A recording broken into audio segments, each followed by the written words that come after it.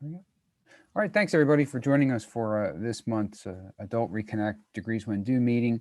Very brief agenda. We may need the full hour, we may need less than that. So we may be able to give you some of your time back in your day. So first, we would just like to start with Deputy Secretary Diana Gonzalez has been able to join us. We'd just like to turn the floor over to her for any comments. If she has any questions of us or if we have any questions of her. She has a limited time with us today. So that's the first part. Second, we have a poll for all of you, and Callista has some updates for you from the IHEP side. And then third, I'd just like to do a round robin with those of us on the line to see if there are any responses to the question I put in the reminder that went out yesterday. Are there any promising practices or ideas that are emerging that your college is considering that you would like to share with us as we continue to go forward with this project? So with all of that, Deputy Secretary, thank you so much for taking time from your busy schedule, and thank you once again for the grant opportunities you're making available to all of us in higher education. We, at the community college sector, we really appreciate it. So Deputy Secretary, thank you. No, thank you, Jake, for leading this body of work. Critical now more than ever. So it's great to meet you all virtually. We're in a completely different environment and landscape than what we expected. I am just, a lot of us we recall our milestones. It's like, oh, this is our 1 year anniversary from when, first case, our 1 year anniversary from when this. And so this is a new environment. And what we're doing here in this group is now critical more than ever to ensure that we have a strategy in the state, and I'm sure Jake has gone over this. We have a state plan for higher education with a very clear attainment goal that we're trying to reach 65% of the New Jersey population to have a post-secondary degree, a degree of value by 2025. And we can't allow a pandemic to throw a wrench in that goal. So we actually have a talent development plan. Jake, I'm not sure if you've gone over this in the past, but it's called Jobs NJ, where there we actually kind of take a step further beyond our state attainment goal and actually identify how many degrees we need to award to Latinx, Black, and Native American New Jerseyans by a certain time. And we actually identify that number as 250,000 degrees in order to close the equity gap. So equity is at the center of our state plan, at the center of the governor's economic development plan and talent development plan. So you have 3 governor endorsed publications where we as a state take a very clear and data-centered approach to what our goals are in order to have a stronger and fairer economy in New Jersey. And that starts with our talent, that starts with our students, that starts with social mobility and really a post-secondary degree or credential of value. This could be a high quality certificate. So Jake, if I can take a point of privilege just to share some exciting work that the administration is doing in this area. So the governor made an investment, announced an investment of $400 million to develop a wind port in South New Jersey. That's in Gloucester County. So many of you may be familiar with this, but that has major implications for our talent pipeline, right? And higher education to be able to respond to that need, that workforce need. We don't want to develop an offshore wind sector in the state of New Jersey and leave New Jerseyans behind and import, 10,000 employees from Denmark over in Scandinavia, where, offshore wind and clean energy is a little bit more ahead than in the United States. So in order to do that, we've invested, we have a $3 million RFP coming out of the Office of the Secretary of Higher Education, that's OSHE for short, and the EDA, the Economic Development Authority. And I will actually share all this information with Jake so you can all see this. And we actually have, we're developing a safety and sea survival training certificate program and facility. And that coupled with some degree programs that we're actually looking at, and we've identified, and we did a very thorough analysis, a landscape analysis, and identified a wind turbine technician program. We're very thoughtful of stackable credentials. We want to make sure that the programs that our students, and especially adults, because we know that adult learners are the key, to engage. A lot of people think impressionable 18-year-olds, and they're not, when unfortunately, a lot of employers still are under that misguided, right, principle that yes, it's 18, traditional age. Well, actually, the definition of traditional is changing. So the administration is very aware of that, and we have a very proactive approach to ensure that any programs that we launch, we want to make sure that it has value and credit, that it's in a pathway that's clearly articulated. The NJCCC, the Council of Community Colleges, is doing a lot of work, and we're partnering together to ensure that we have these sector pathways. So students stepping in any clear sector have an articulated pathway that if I get this certificate, it's 6 credits and it's part of this associates, and this associates is part of this bachelor's. So we're very, in the next, I'd say several months in this year, you're going to see a lot of work coming out of our offices, and we want to make sure that it's synergistic with a lot of the work that's coming out of this group here as well. Very excited. We're putting where our mouth is, money where our mouth. I'm terrible with idiomatic expressions, so forgive me. We're putting money down where we believe we need to make investments, and that's in New Jersey residents. It's in our adult population. It's recognizing the student demographic is changing, that it's we're transforming definitions and really educating our employer or industry partners, other higher education partners as well. So that's just kind of a sliver of the innovative work that we're doing here. And I'm happy to also take questions, as well as I want to learn more of this body of work. I have my colleague that is senior advisor at the Office of the Secretary of Higher Education. Her name is Annie Koa. She'll be joining this group and taking on this body of work. Callista, I'm happy to connect you with her offline, so you both are connected. So please let me know how I can be supportive, or if there's anything that we can do to support this. May I ask a question? This Absolutely. is I'm Natalie Devenish from Atlantic Cape Community College. Hi. You mentioned that you guys were building a facility already for the WIN certificate. Where would that facility be located? So we issued an RFP. So we have institutions and or private training providers. So that's inclusive of labor unions, a nonprofit, private training provider. And it's open in post-secondary institutions, only community colleges. Okay, So got it. ACC, Dr. Gaba, President Barbara Gaba is aware of the RFP. So I think there's a team engaged, I believe. Yeah, absolutely, we are. I thought I heard that you said we were building. So I wanted to be clear. Oh, the facility. Oh, yeah. No, so the port, the investment that's already been made is the $400 million in developing the port itself. Then this is a separate $3 million RFP to fund the training facility, the CN.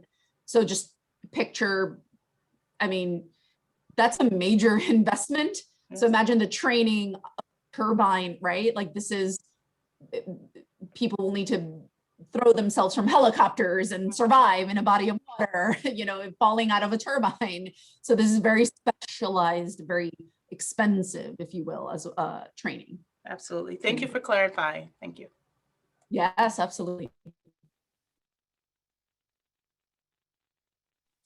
And I'm also going to put my email in the chat, so you can all contact me. I'm happy to connect you with if there's anything student success related, or in our state plan for higher education, we have leads on each area. So whether it's early exposure to college, student success, affordability, research, innovation, and talent, and lastly, safe and inclusive learning environments, we have a lead in each of those areas. And I'm always happy to connect you all with those folks in our office. So thank you for having me.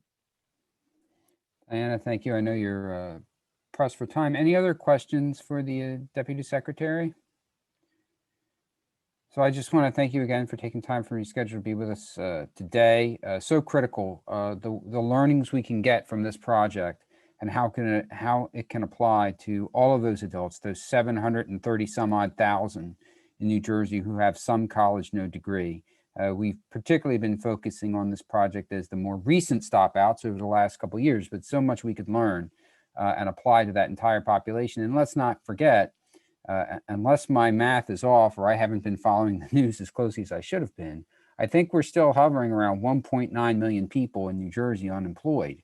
So a lot of these folks, as things start to reopen, a lot of these folks, their jobs still aren't going to be there for them, and they're going to need a pathway at our community colleges, an affordable pathway.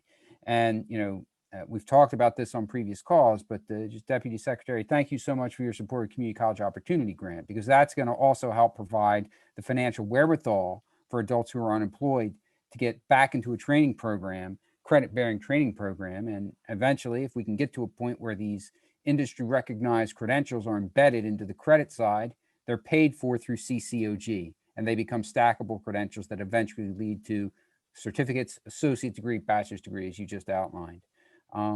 So thank you once again for being with us. Any questions? Jake, Yes. I'm completely remiss if I don't mention this. We just announced a $28.5 million grant opportunity to our higher education. We just did the webinar to actually, so if actually your institutions have any adult re-engagement strategies and want to submit a proposal specifically related to this, you can get money for it. And up to 2 years to spend that grant. I'm actually going to paste in the chat our press release, and we're also going to share. Jake, is actually, since we recorded that webinar, can I send that to you to share with this group? Absolutely, that would be great. Wonderful, and I'll share with you all. For small institutions, you'll have a maximum award, grant award up to $500,000, and that's defined as under 5,000. It's student enrollment. It's based on IPED's student enrollment data. Then mid-size institutions are going to be a $1 million maximum grant award, and then large institutions up to $1.5 million.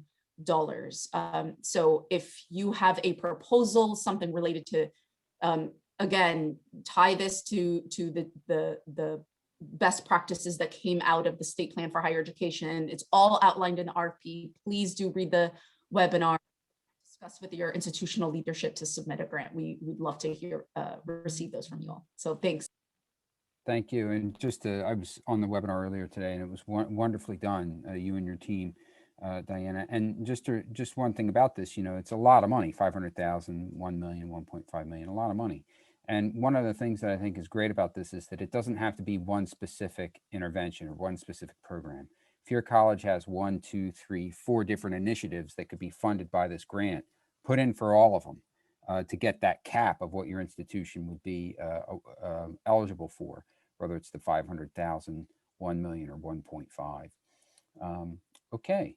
Diana, you probably have to go soon, but thank you. We appreciate you being on, and we'll share these resources with everybody, and we'll go ahead and transition here.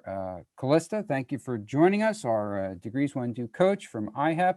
Always a ray of sunshine on gloomy days. It's a gloomy day here where I am outside of Trenton. Callista, take it away, and just let me know when you need me to launch the poll. Okay, that sounds great. I'll let you know. So hi, everybody. It is gloomy here in Ohio too, but happy to see you. I also have a fellow Villanova Wildcat on, I found out. So it's basketball season, so I might wish us luck. But it is time to celebrate in more ways than one. Because many of you have done a lot of heavy lifting. So congratulations, especially to all of those who have submitted your data.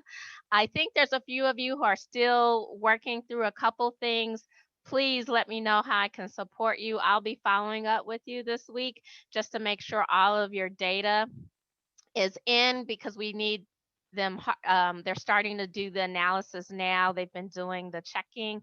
So we'll be following up. I know there's a couple of institutions I talked to right before submission, and you were pretty much there. And so I also want to double check that there's not any misinformation on our side about what's in. So we'll be following up with you on that.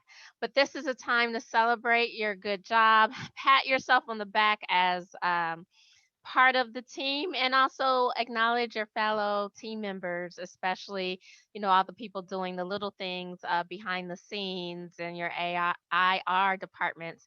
So make sure, if you hadn't said thank you because you were so busy just running from time to time, saying a special thank you to them, and then just appreciate the moment that, okay, you're making strides to help students. So just a little pep talk, cheerleading moment um, for you all. So also knowing that we've gotten through the main reporting pieces, some of you may still have a couple things you need to do. It's easier to remember now what we might want to change, or some clearer communication we should have when it comes July, which is your next big reporting period. So I just wanted to give a moment for people in the chat to add any feedback or questions or ideas they had that would make the process smoother for you come July. Of course, it's a different set of data. You're going to be focusing on, hey, how many people actually fell into the degree audit areas? And we knew there was some confusion there that now we're um, past, but how many people were eligible without incurring any new classes? How many people might need to come back and do classes? And also, if you had anybody who's re-enrolled between now and July. And then, of course, if you've had some even awarded. So if any feedback or thoughts about the process that you want to make sure we are aware of.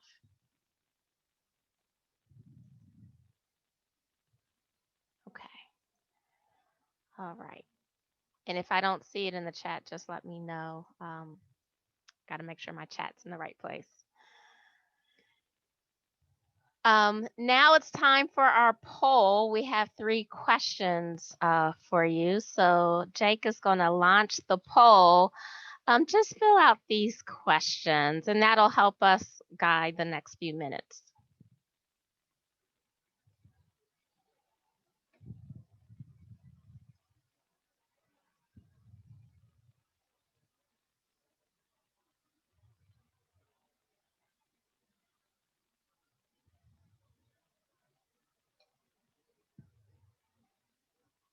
Jake, how are we looking?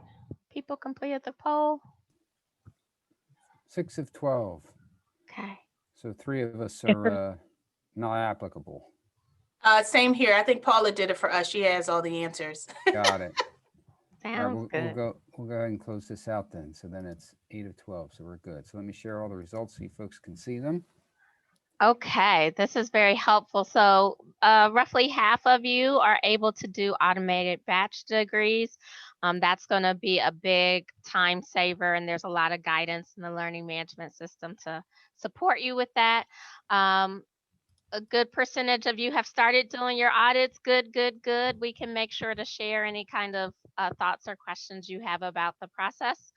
And then some of you have already started reaching out and re-enrolling. So that's great, great, great. So we're making great progress. All right, that's helpful. And then you may have your friends who aren't on the call who may reach out to you. Hopefully they'll reach out to me, and we'll support each other in these next steps, because we're getting so close, and it would be a shame to get stuck now. And it's time for us to really help each other as we start reaching out. So for those doing degree auditing already, you're doing great. Many of you have the batch technology. If you don't, that's okay. And we know that you can work through it one bite at a time. For those who are doing a lot of manual audits or individualized audits, often starting with the students who have the most credits, and then working down the list, or working with certain departments. For instance, it's great that there's this WIN technology program going on. So maybe you take students who had some interest in construction trades or something industrial that you think might be interested in coming back for a program like that. So you can also use some of the things that are happening at your institution or some of your priority programs to help you decide where to start and focus on getting down the list. Those are just some options for you. And then we always encourage people to audit for the intended degree that the student wanted, but oftentimes doing a batch degree audit to make sure you capture who's at least eligible for a general liberal arts associate is oftentimes very helpful. Some people who are out in the field, they haven't been um, involved in education, having that often qualifies them for supervisory positions or bumps in pay, or it's just another feather in their cap, even if it's not for a specific program of study that they originally intended. And then there's some great resources in the learning management system for you. There's the universe of interest tracking templates that'll help you say, okay, here's our list of students. How many are short by because they're missing their math course? How many have we been able to contact? So if you just need some structure to help organize that, those templates are really helpful for that process. And there's a good webinar that you can go back and reference about maximizing degree audits. For those of you who are well on your way in the degree auditing process, any tips or questions you want to bring up among your peers?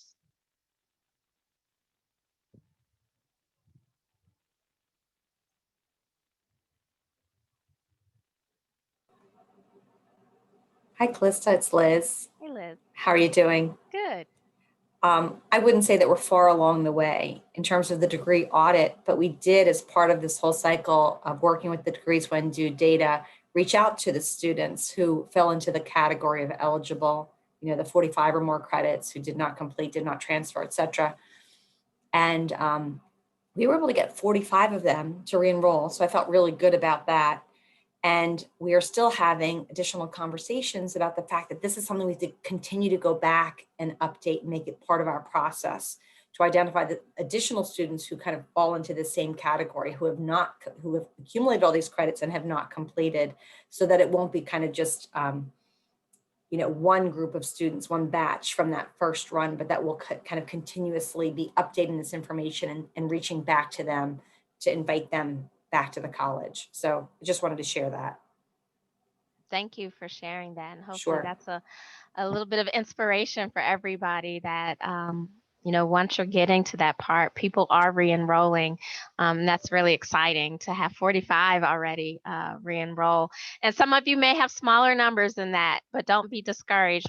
We've heard over years, there are people who might have started with 6 or 8 and then get more along the time. I think Ocean shared a little bit about that with their first outreach. It was small, then they got another big chunk, and I think we were seeing some of those stories in other places. So that's really exciting.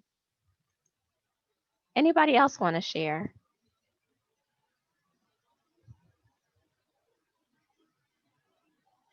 And in the next phase, as I talk about reaching out, here are just some tips about what people are doing in other places around the country. So we talked a little bit about, okay, you have this list. Hopefully you have some recent contact information, but maybe you don't. People have used work study students, advisors, some of the receptionists, especially when buildings haven't had as much foot traffic because of COVID. They've been repurposing some of that staff to help with outreach and help with mining, communication, contact information. And using some resources like People Finder and Alumni Finder. I know Alumni Finder at least comes with a fee. I think in Michigan, if I remember this correctly, they coalesced to buy that. But I know there's some grant money, so if there's some strategic conversations that your campus has been having about, hey, how do we reach back out to re-engage, and maybe if we had technology or we're able to use an alumni finder to get more contact information, that is a consideration. I'm not necessarily endorsing any particular product, but that you can just think about technology as an option to help find some of that contact information too. There's some great webinars on reaching out. Some examples from Tennessee Reconnect, which of course is a big, large state strategy, and Cleveland Now, which is more of a localized strategy and how they did outreach. And there's also some interesting examples from Mississippi's Complete to Compete, and just some of their sample media buzz, even some of their templates and the way they sequence their communication. That's really interesting, that you could either scale up for a larger piece or scale down for your organization. So those are webinars you could listen into to support you on the journey. Just some tips in the outreach process as you're thinking about the two main camps of students. So you, of course, the students who have all their classes done, but they have some outstanding fee, things like that. It's always good to make sure your whole team and anybody who might come in contact with them on behalf of your institution, especially if you're starting to do media outreach, or the word of mouth is spreading, making sure people in your institution know what you've agreed to for this initiative. I know some colleges have a special degrees when due debt resolution policy, or if you sign up by this time, you have some special options. Others, it's generally available, but just making sure everybody's on the same page about what's there for you. And if students have to opt in, again, if they have to say, okay, yes, I want it in order to receive the degree, or if you say, hey, we see that you qualify for the degree, we intend to award it, and then if we haven't heard from you in a few weeks, then it'll be awarded to you. And there's some good guidance in the LMS about having that, making that process, that decision, and hopefully you've already decided that in your policy, but just making sure everybody understands how that process works. And then options for commencement activities. We know that that's changed this year because of COVID in so many ways.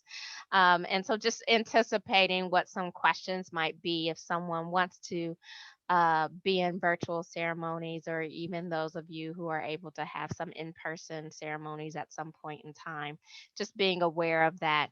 And then as you're reaching out to potential completers, communicating those missing requirements so that they know how close they are, and what they need and what their options are for re-enrolling. And a lot of times you have re-enrollments, of course, at different periods. So making sure that they have information about that, and anticipating that there's going to be this ongoing cycle. So, as Liz was sharing, it doesn't just have to stop this term. We will we'll want to make sure that the learning management resources are something that you can start embedding in your work cycle as you see fit for the next year. So these are just some, key reminders for you as you're going forward.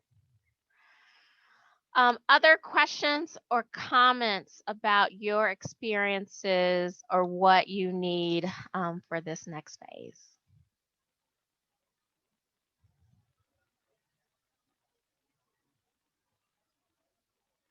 All right, so that's it for me. I'm always a resource for you. Again, feel free to schedule any individual meetings with me, send me an email, call me. And then April 1st, we will have our coaching office hours available to you, which I think is the first Thursday of the month this time. So it's not an April Fool's joke. I will be there when you need me. And then, of course, you're starting to also build knowledge among your peers. So feel free to reach out to your peers in any way we need to support building a community. Happy to do that. I have a quick question. Uh-huh. In your experience, are there any things that as colleges get started with the degree audits and the outreach to students from the degree audits that that colleges forget to track and that later they wish they had been tracking from the start?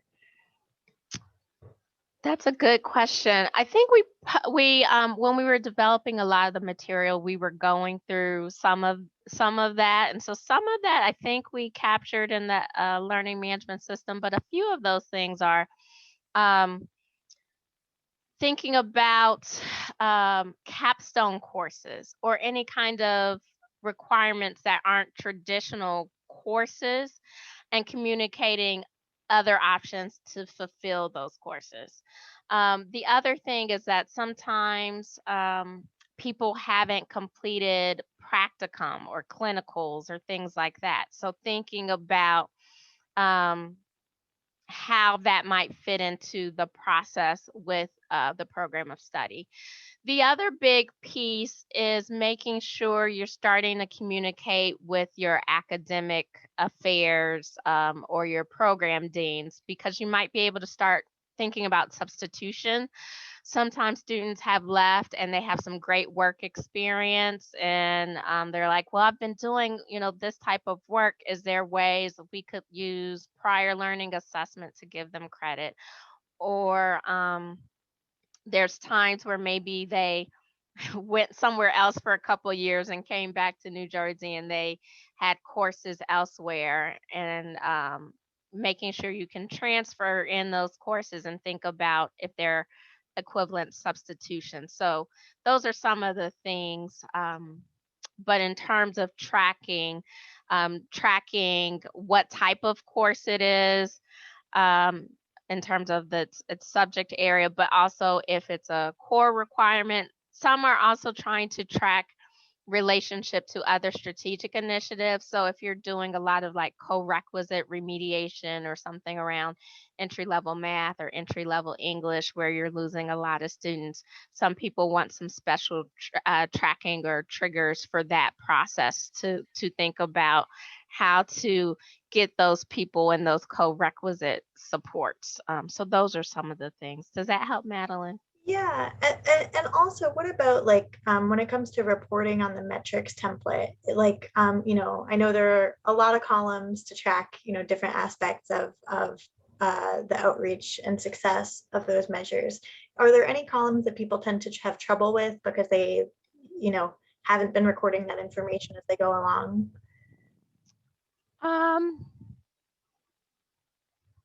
As long as people have seen that template, they're usually able to track it in some way. Sometimes it's oh, we didn't track it because we ran out of time or we were rushing or there was some data we couldn't pull. But if you stick to that template, it's usually very helpful. Jennifer, have you thought of anything, or am I missing anything you think with that? I think like you said, utilizing those templates for tracking is probably the best bet. And I think if you have moved through the process and realized you weren't tracking something that you needed, maybe having a conversation with Callista and our research team to try to figure out how they can help you overcome that. Is there a way to track it in retrospect? So the link in the PowerPoint will lead you directly to the templates. For 2 years, I'll just bring it so you have a point of reference. That's not it. That's something else. Can you paste it in the chat by any chance? Yeah, I can paste it in the chat too.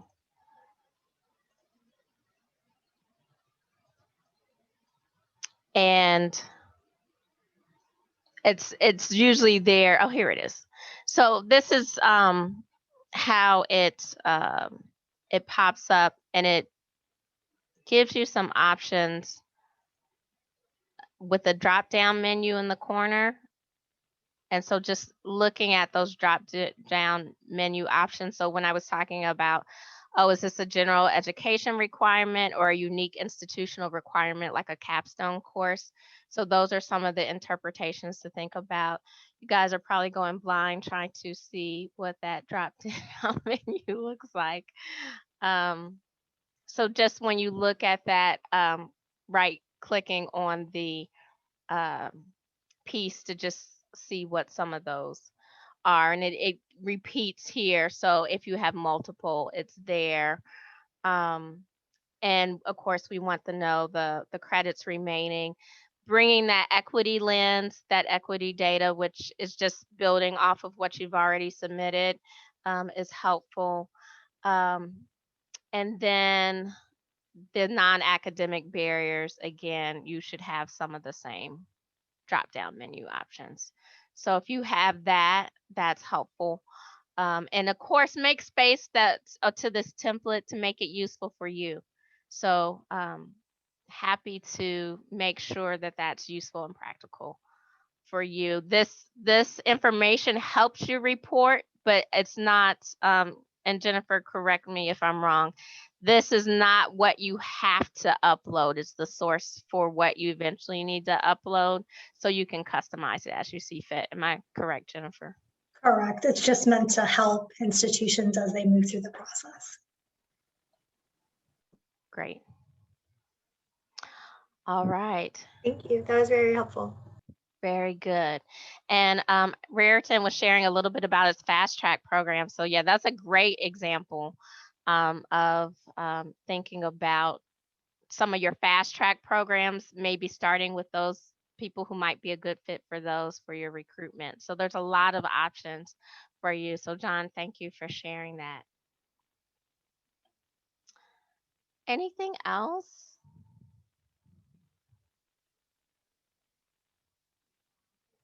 All right. Thanks so much. Callista, thank you. All right. Helpful as always. I try.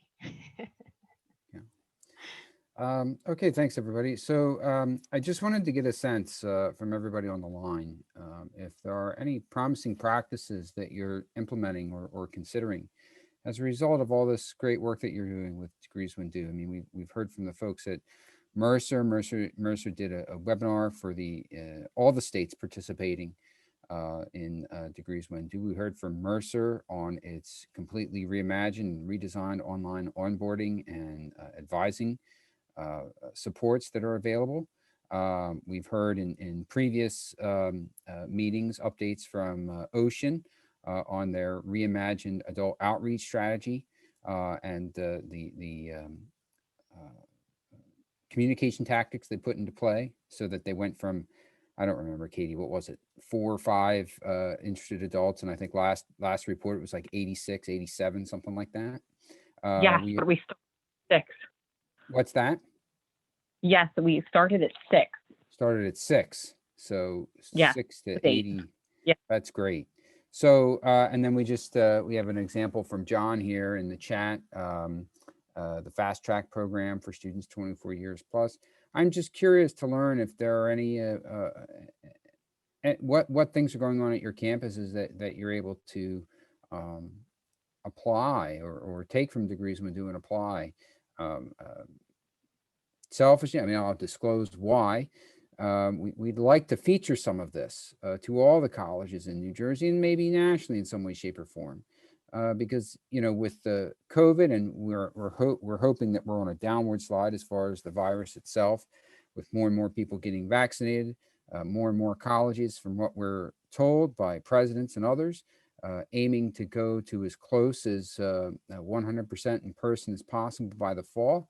You know, we want to be able to share these strategies with all of our colleges so that these are things they can consider as they help more students, particularly adults, return to community college so they can get the credentials they need, so they can get a better job in the completely changed workforce. So I'll just throw that out there. We've heard from a few of the colleges, and if anybody has anything to share, I'd greatly appreciate it. I think everybody on the line would appreciate it. And we heard from Liz as well, as far as the communication strategies they're employing at Union to outreach to adult learners, and how it's going to be scaled up for not just this population of learners, but all learners who come to Union County College. So Liz, if there's anything you'd like to add to what you shared earlier, or others, if there's anything that you'd like to share. So I'm sorry that I keep speaking, but it seems like you want to draw something out of all of us. So the one thing I will share is that the first letter that we sent out was from our college president. I think that helps that it comes from the top. And the whole theme of the mailing was, we want you back. You know, we want you back. We want to welcome you back to the college. And so we said that at the beginning and then throughout the messaging. So sending out a letter from the president, I think, was useful. I think if you get someone who has a high profile, that helps. And then we followed that up with a mailing where we tried to identify students who we thought were eligible for CCOG funding and then targeted them and said, you may be eligible for tuition-free college. And so, it was a series of communications. First, we want you back. And then also this notion about removing the financial barrier and sharing communications related to that. So those were just a couple of things. I know just one other thing I'll tell you as an anecdote is we used to have a policy that if students had any outstanding balance, even $5, they could not re-enroll. And we have in the past few semesters reconsidered that. And we're starting to have a little bit more grace about they could have a little bit more of an outstanding balance and still register for the next semester. And I think that's helped our students too in terms of getting over the financial barriers that sometimes get in the way. Because even like with CCOG funding, we're not permitted to use those funds to recruit students. But once they enroll and they express their interest in being at the institution, then we can work on applying the funding for them. So it's a tricky thing that we can't say, we've got this money for you to recruit them. But once they initiate the process, we can try to find a way to get some of those funds, and even, CARES Act funding. There's a lot of money out there that can be applied to these students, but they have to first kind of take that step and register. So that's it. I don't want to speak too much, but those were our experiences. That's very helpful. Thank you so much. And I'm glad you mentioned the federal CARES Act funding. That's for lack of a better term, students have to consent to whether or not that funding can be used. If students want the check, the emergency relief check, or they have to consent, can they take a portion of that to apply to any fund balance that they might have at the institution? So I'm glad you brought that up, and thank you so much for sharing. Those are all, very well thought out strategies. Letter from the president. I know when I was a student, I never got a letter from the president. I'm just saying. That'd be pretty powerful. So thank you. Others, anything to share? We also used to, I'm sorry. No, I'm sorry. You know what? I called in because I was driving and I was worried about being late. So I can't actually see if I'm interrupting anyone, but you can go ahead. Sorry about that. We also used to put a hold on all students that had an outstanding balance, and we upped it to $200. So now if a student owes $200 or less, that will not be a barrier for them registering for upcoming semesters. That's great. And that has worked out some. Mm-hmm. That's great. Thank you for sharing, Paula. That's great. Mm-hmm. And it's amazing how that kind of money, 200 or less, it makes a big difference. That's a lot of money for our students. Okay.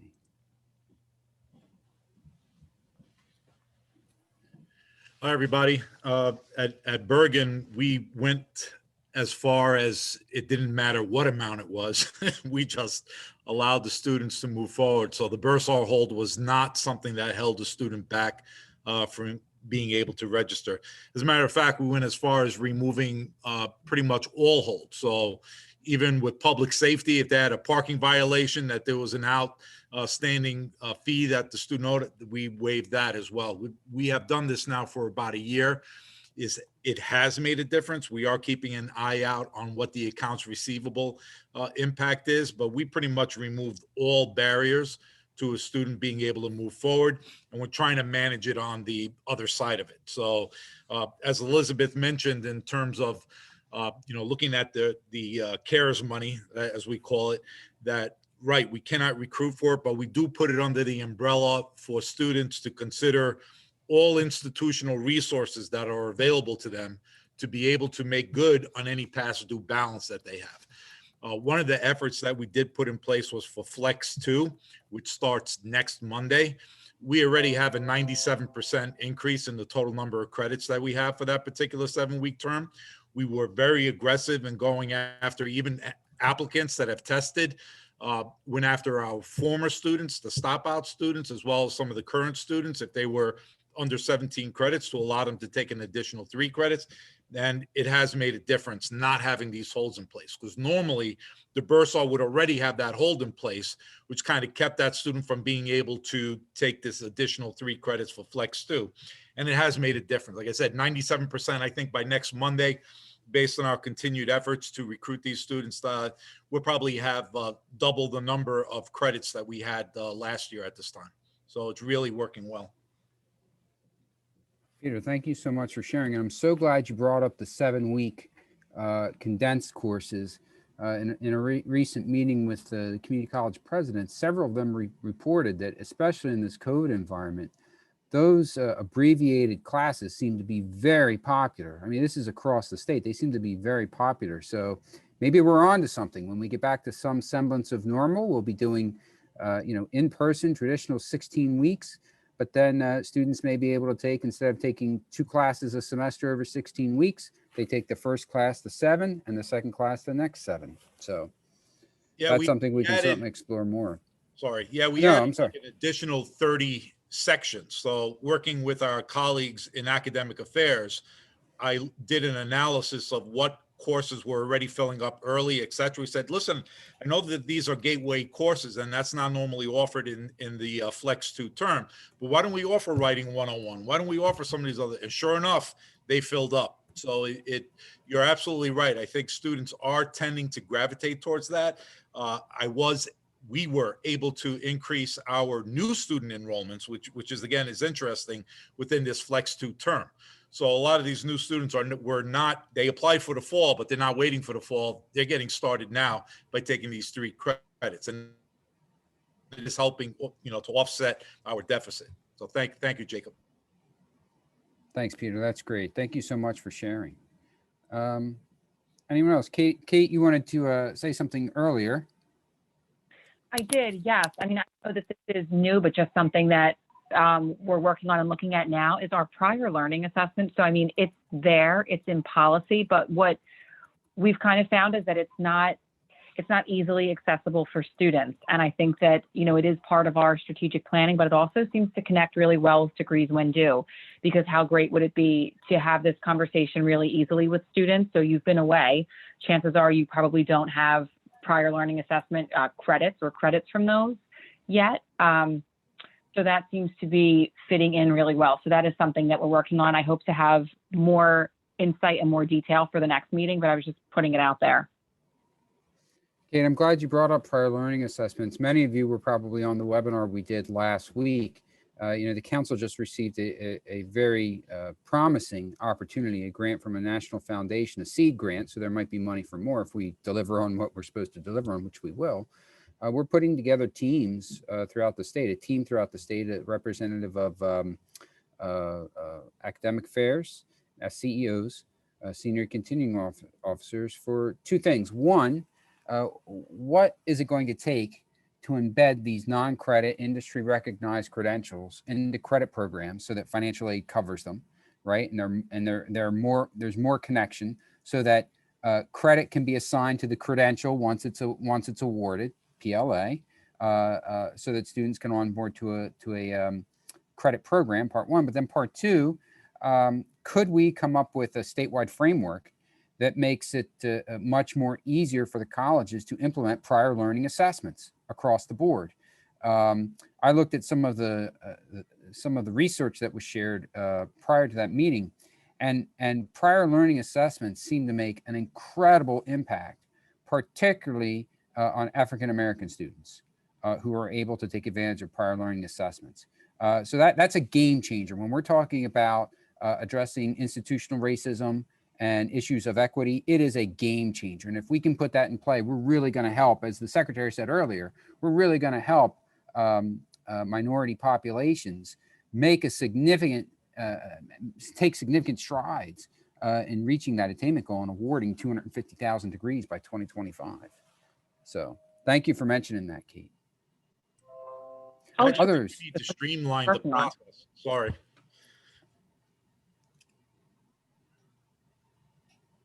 The process for the prior learning assessment just seems to be a little too complex and convoluted for a student to go through. And I'm glad that you're discussing developing a framework across all the institutions, so we have something that may be best practice. But I just find, based on my experience, that the return on the investment is not that great because we just make it way too complex for people to get through that. And finding an easier way to do this, or a better way to do it, not necessarily easier, but easier, where the student is not being taxed to have to, supply the type of things that they're supplying to the extent that they're expected to do so.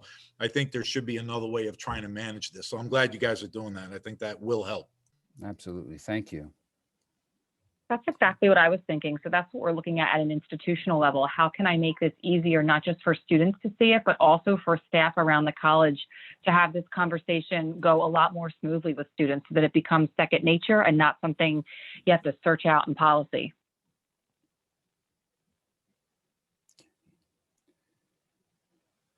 All right. Anything else to share, folks? I think we've heard, whether it was today or in previous meetings, from everybody on the line. Anything else anyone wants to share as it relates to a promising practice coming from the Degrees When Do work? So you see, Jennifer and Callista, we're already paying dividends here. We're already making a difference. So, folks, anything for the good of the order that we might have missed, whether it was our agenda or any outstanding questions or comments that any of you might have before we call it a meeting?